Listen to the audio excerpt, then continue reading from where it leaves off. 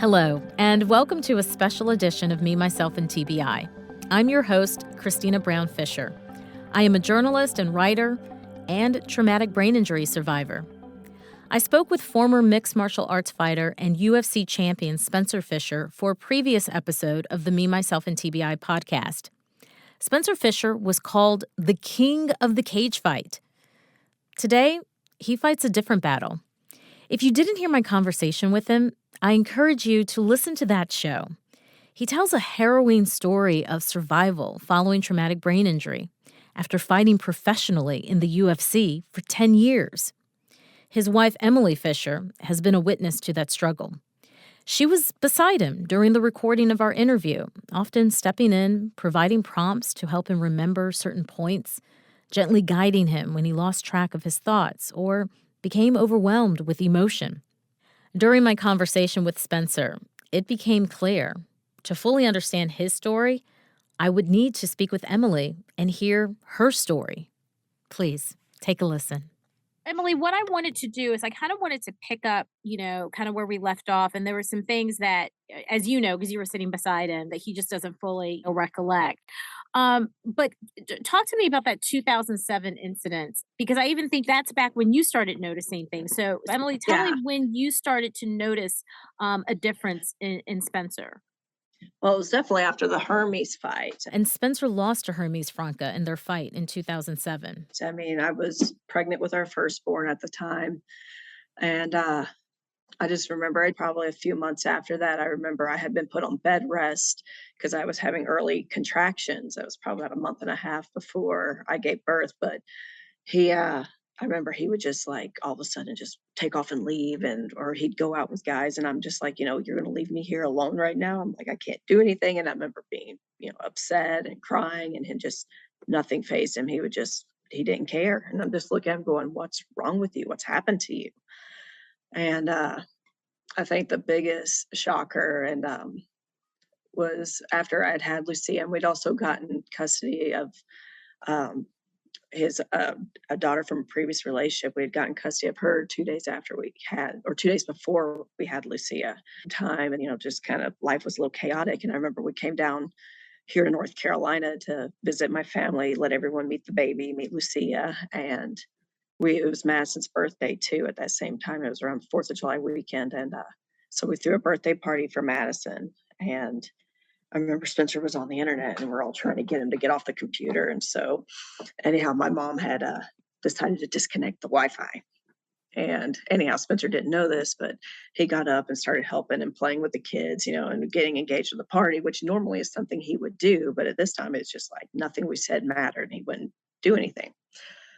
So later on, that evening, my mom sat down and told Spencer what she had done. And I just remember he got up, and she had told me, she's like, I told him what I did. I'm like, oh, why did you do that? Because I knew he had been really short tempered at this point. And he got up and looked at me. He goes, I'm leaving. And I'm like, what are you talking about? And he just walks in the house, goes back in the room we were staying in, packs his bags, and like in front of all his friends and family and everyone that had known him, just walks out the door and leaves. And we're just like, what's that about? I'm like, I have no idea. You had never seen anything like that from him before? No, never. And I'm just like, I'm trying to put on a tough face, because I'm like, okay, we've got a kid's birthday party going on. I'm like trying to make sure, the kids are okay. And I'm just like, pretty much, what the fuck? And I think I tried calling him that evening, and then, we got into it, and I'm just like, what are you doing? He's like, I'm never coming back to that house again. He's like, I can't believe they did this to me. This was stupid. Just all kind. I'm like, whatever, you need to chill out. So yeah, he was gone. I can't remember if I think the next day was the 4th of July. We're all still hanging out and going to watch the fireworks in town, and he was gone. He just stayed away. And I guess the day after that, he had called the house, and I'm in bed asleep, and he got on the phone with my dad, and he's told my dad, because we had planned to stay down here for a full week. And he told my dad, he goes, let me talk to Emily. He goes, well, she's asleep. He goes, well, I'm leaving. He goes, you're leaving? He goes, yeah, I'm leaving. He's like, so I'm going back to Iowa. And he got in the car and he left. He left me and the kids down here. And I'm just like, when I found out later on, I was just, I was devastated. I was crying. I'm just like, what is going on? Is the shock of the family is just like, oh, is he just become one of those guys? He's gotten some fame and now he's just too good to be part of, the rest of our lives because it was right after the Sam Stout fight. And I just Never could, though are you thinking brain injury or any no, connection no, to that?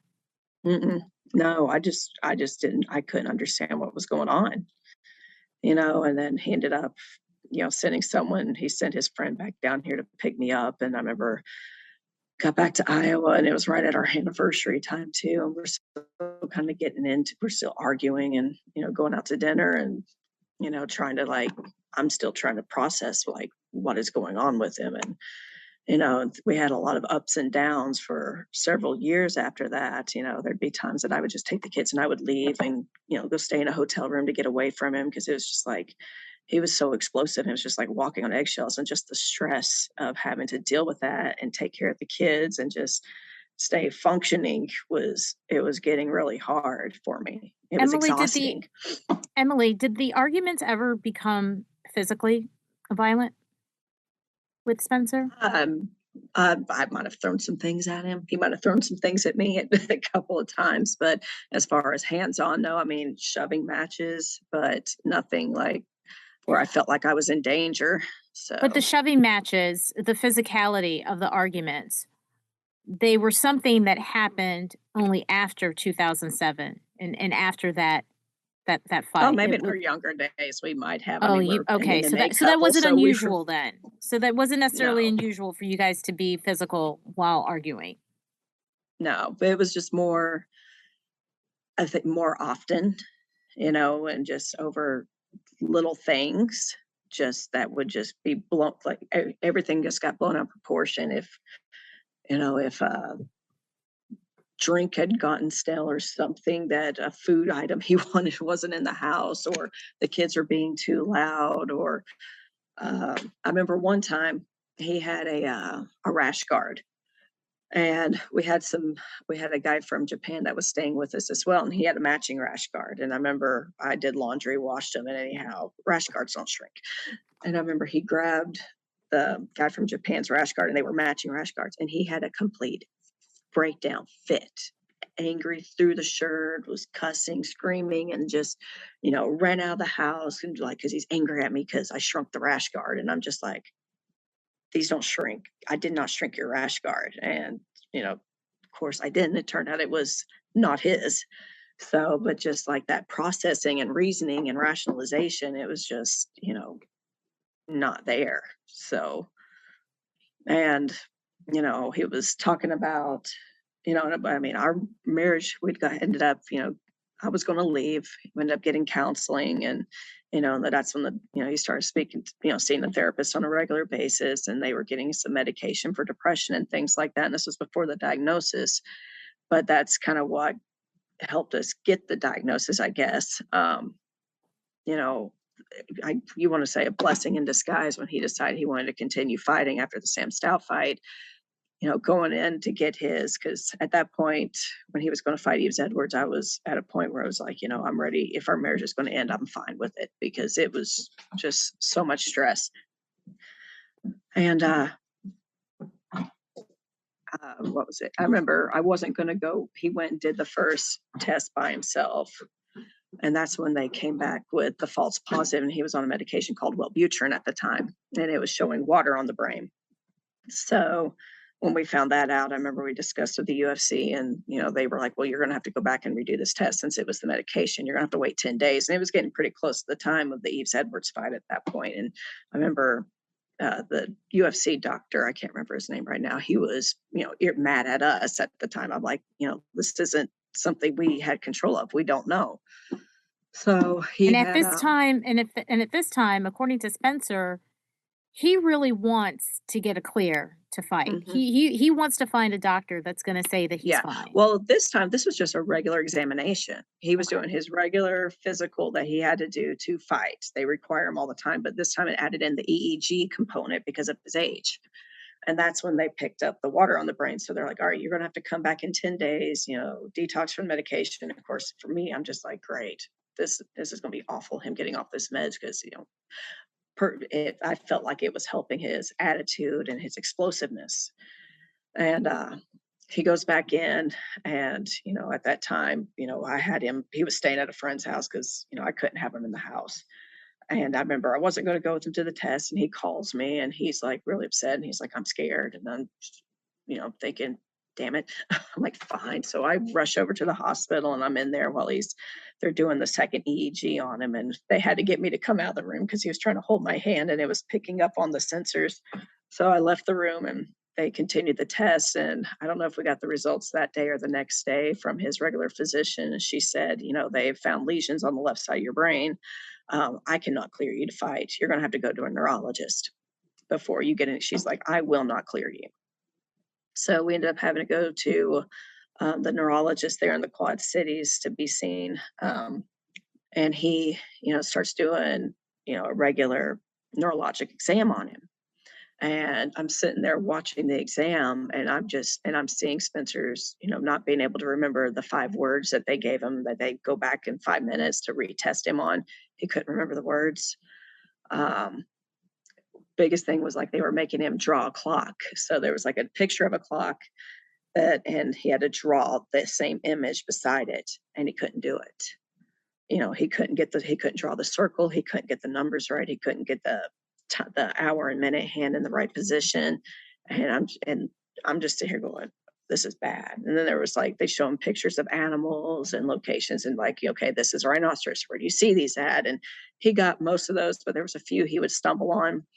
And then they showed him a picture. And in the picture, you see a woman in a kitchen, and there's kids, and all I can see is absolute chaos. There's a kitchen sink that's like flooding into the floor. There's a fire on the stove. There's a kid, opening a cabinet, and there's like a big jar about to fall out. And, the doctor's asked Spencer, "Well, what do you see?" And he's like, "I see these kids trying to get cookies." Oh, And wow. I'm like, "Oh my gosh, he has no idea what's going on." And then they started doing the balance test on him, and his balance was terrible. And I'm sitting here, and at this point, I'd been working with individuals with Parkinson's disease for 6 months. So I was getting, informed and reading up on Because articles about at this point, neurologic. you've long walked away from your own MMA career, and you're Hmm. now a personal trainer, correct? Yep.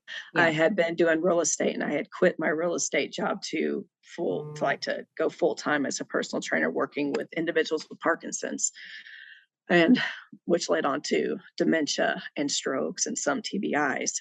And so I was, getting informed and learning more about the way the you know, brain works and activities along with these diseases and damages that can occur. And so when I'm seeing all this, I'm just sitting there thinking, "Oh my gosh." And so the doctor sat him down. He's like, "You know what? I think you have CTE." He's like, because at that time it's when all the NFL stuff was coming out. Mhm. Mhm. And he's like, "You've got all the symptoms." He's like, you know, I can't allow you to fight." And I'm sitting here instantly like looking up. He gave us a pamphlet, and I'm just instantly looking up information on CTE just so I can get it from my own information to find Chronic out, traumatic okay, encephalopathy. Yeah. find out exactly, how this works in the brain, and just seeing how you can't pick it up on normal imaging, MRIs and things like that won't find it. And it's just the slow atrophying of the brain, similar to like cancer cells reproducing and spreading in the body. It's the brain just slowly atrophying, one piece at a time. So, and I'm just here going, "Wow." And I'm reading at like the signs and the symptoms, and I'm like, seeing everything I've been doing with Spencer. And at that point, I'm like, aha, I'm like, this is what's been going on. So now all the pieces are beginning to fall into place. There's an Hmm. explanation for you and for Spencer as to why he had been behaving the way he'd been behaving since Hmm. really 2007. And I want to go back to 2007 in that fight with Franca. Emily, you said, and Spencer has even said that he was never the same after fighting Franca Hmm. in 2007. Franca tested positive for steroid use in July Oh, 2007, and he was actually banned from competition. Was that something you guys were aware? I'm sure there's been things that have come up in the past. It's one of those. It's like, what's it going to, where are we going to get out of it in the long run? I mean, the damage is done. Did There's, you know about the I didn't know Spencer the might ban and have. the steroid use accusation? I don't recall, but possibly. I know we had talked about, someone had brought up to Spencer about if Hermes was on steroids at the time of his fight, but I don't know if he was or not. I don't know if they were doing regular testing on all the fighters like they started doing towards the end of his career, or if it was just randomized. So, Yeah. So in 2012, that's when mhm. the initial medical examination is done. That's part of the routine fight preparation. But it's really 2013 where effectively his career with the UFC and really his career as a fighter is Yeah. over. At that point, now that you have an explanation, um, are things beginning to make sense? How do you kind of figure out your next step now? Um, well, of course, Spencer had talked about how he had spoken with the UFC on things like that. And as far as, as with our relationship, I know for me, because I am a Christian, and that's, with all the stress and problems that we were having in our marriage, I was always turning to the Bible for answers and guidance because, you get people telling you one thing, Yeah. always giving you their personal advice. And the end of the day, that doesn't matter. It's whatever you choose inside, what your heart is. So I was always praying and asking for guidance, and this came as an answer. And I remember thinking back, I was like, with my clients they're all, majority are elderly and suffering from these, and they've got their spouses and caretakers that are right there by their side. And I'm like, my marriage vows to him and to God were, for sickness and health. And unfortunately, we're not all guaranteed for that to happen in our older retirement years, which is the normal process. We're young and it's happened a lot sooner than we, expected. And so I had to learn a lot of patience and take my time to stand back and just, when he's having his moments, it's time to step back. There's no point in arguing. Give him a few minutes to calm down and then discuss. Because that's, getting into a heated argument at the moment, it just doesn't help. It makes it, the problems, whatever we're dealing with at that time, that much worse. So, when he got the diagnosis, so it was like, again, we started working on getting him with a neuropsychologist, some counseling. I was going there with him for those appointments so I could hear on both ends things so that would help him. And then, of course, he wasn't ready to give up the fighting. And that's when the UFC had also sent us to, I can't remember if it was Desert Sands Neurology or Sierra Desert or something like that. It was near the UFC fight offices. And they did, they ran the test on Spencer again. Again, Spencer failed, and the guy said, "You've got the symptoms of CTE." And we had a big meeting with Dana White and the Fertitta brothers, and they're like, "Well, what do you want to do?" Spencer's like, "Well, I'm going to continue fighting." And I'm just, at the point, I'm like, he's given everything he's got. I'm like, it's guys like him that make your sport big, that are willing just to put on, a show. They're willing to fight, and that's what the crowd pays to see. And I was like, I'm like, and from what I've the people I take care of and help out, I go, I don't want to see him in the same position. But, Dana was like, well, we're going to, yeah, him and Dana talked, and he was going to send him see a guy who was a big CTE skeptic, or probably still is. And so they sent him out there to get the clear. Again, this was 2014 at this point, and the guy does the whole battery of tests on him, and then decides to do a spinal tap to check his spinal fluids or cerebral fluids, and they find the tau protein in his cerebral fluids, and that's a positive sign for dementia. And he said it was a low amount, so he was in the early signs of dementia. He's like trying to say that it was family history, and I explained to him, I go, no, his grandparents his mom died from cardiovascular or had an aneurysm. I was like, but his grandparents all were living into their late 80s, and they were very, cognitively aware and, relatively healthy mentally. Did you feel a sense of betrayal from the UFC? From people like Dana White, who's president of the Ultimate Fighting Championship, or the Fertitta brothers, Frank and Lorenzo Fertitta? They sold their shares in UFC, according to some reports, for an estimated $5 billion. Like the Fertitta, I can't remember which one of the brothers I spoke with, but I felt like he was genuinely concerned. He spoke with us several times, had given us his assistant's number, and, would check on things. Dana, of course, I'm sure he was concerned in the business standpoint, but as far as like the checking in, like the Fertitas did, no, he didn't do as much unless he was doing it with Spencer on a separate level. But able to contact him and talk about our concerns, and I would contact him about, can you help guide us in the right direction for medical treatment? I was like, I want to make sure he's with the right doctors, and we stay ahead of this, and we've got a good game plan put together, so that way we can not fix him, but make sure he doesn't progress quicker. And we're doing all the things we can to help him. What expectations did you have from the UFC following this diagnosis? Personally, I didn't have any. I told Spencer, I go, this is a business operation. I go, and you're a product. And I'm like, and, when the product's making money, you put it on the shelf, you put flyers for it everywhere, and you promote it because that's what's bringing in your income.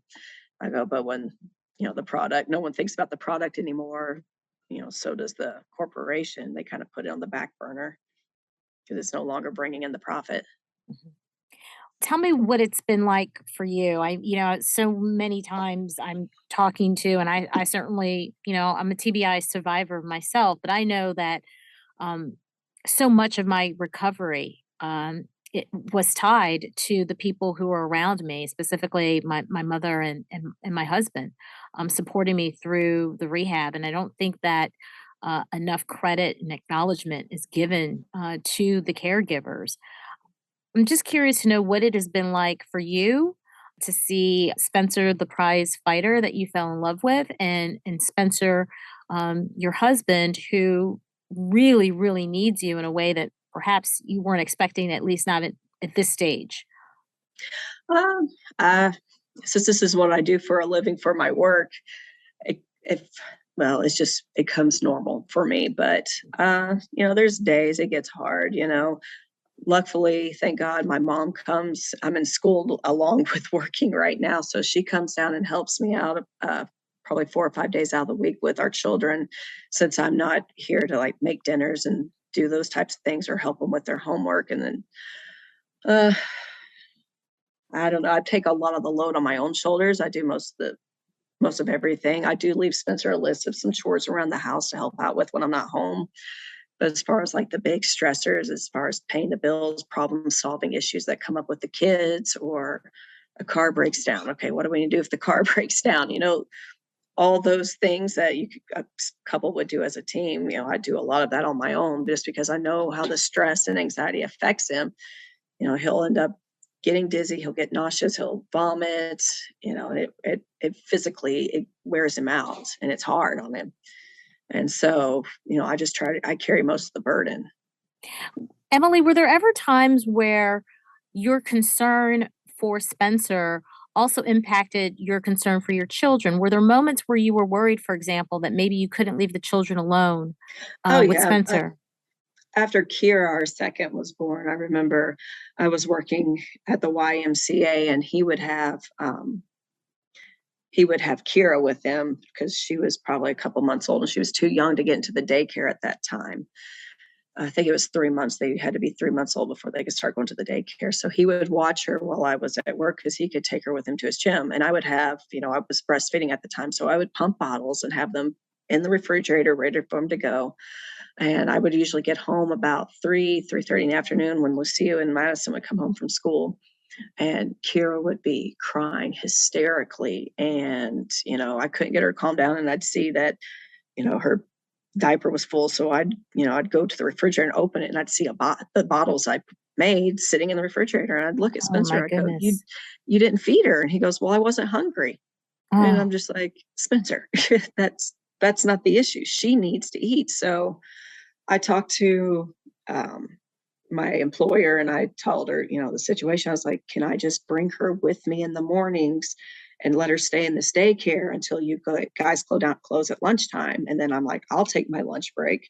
I'll feed her, change her, get all that. And then Spencer can take her home, and she's just got a couple hours where she should be fine at that point. And so that's, the routine we developed. So he would come down to the Y usually around 12:30, 12:45, pick her up, and then I'd start with my next client at 1. So, and just had to make a routine in those aspects that way. You know, far as long distance driving, I get very concerned with his long distance driving because I do know he does have like a visual delay. And a lot of individuals with neurological issues do have this visual delay where they, you know, don't see things immediately. So I'm always concerned, not just with him, with the kids, but with himself as well, because no matter how safely you might be driving, if someone's doing something erratic beside you, there's only so much you can do to react in time. What are you finding is helping you and helping him kind of manage the symptoms now? Um, on the weekends, so we have, routine is a big thing. So during the week, he usually gets up about 7:30. He does take Lucia, our oldest, he'll take her to school and then he'll go to the gym and he'll be in there kind of processing. I try to make sure he eats something before he goes. Sometimes he does and sometimes he doesn't, because I know that will kind of help him too, as far as with his dizzy spells. On the weekends, usually most weekends, there's one day of the weekend I'll let him just sleep the whole day. He won't get up to either late that evening or the next morning, depending. So you could look at like 24 hours of sleep. And that really does help him function throughout the next week. So like those next 2 or 3 days during the weekdays, he's got more energy, he's more focused, and it helps a lot. Have you found, Emily, that there are times when you're having to explain to your family, your friends, the decisions that you're making to help Spencer? Have there been moments where people have said, why do you do it? Or why are you doing it that way? Well, our 15-year-old, so we have a teenage daughter. So, yeah, and there's a lot of times, she's a teenager, so she gets angry and irritated easily. And, you know, I remember there would be times like when he's sleeping and she'll get angry because I'm like trying to get everyone to help with housework. And she's like, well, why does dad get to sleep in and he can't help it? I go, he's sick. His brain is sick. Mm, And there's nothing, I'm like, it's not cancer or something that you can mm. physically see on a person. I go, it's his brain and you can't see it. And he needs the rest. I'm like, he's better off emotionally, he's happier, and it's easier to like, function with him in the house when he gets this sleep. I was like, because if we go in there and we wake him up, he's going to be irritable and groggy, and it's just going to end up being a terrible situation for all. I was like, he needs sleep. And of course, her response is, so this is the way it's got to be. And I'm like, yeah, it is. I was like, unfortunately, I'm sorry. This is not, the Disney family that you see on television. I go, this is our reality. This is how it is. We're, you know, I was like, don't take the good days for granted. So always enjoy the good days. Emily, I just want to say thank you so much for you and Spencer just opening up and just sharing your story. I know that this has not been easy.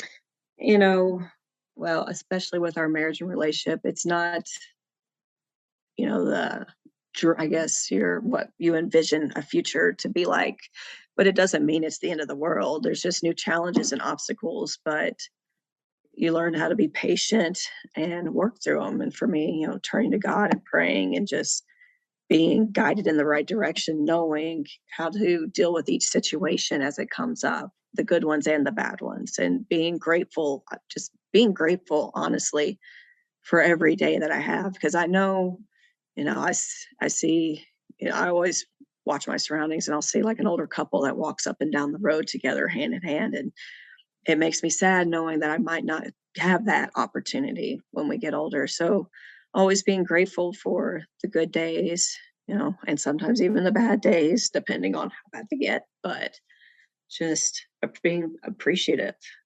I love my husband very much. And yeah, this is not the way we envision things in our future to be, but it is our future and we're going to make the best of it.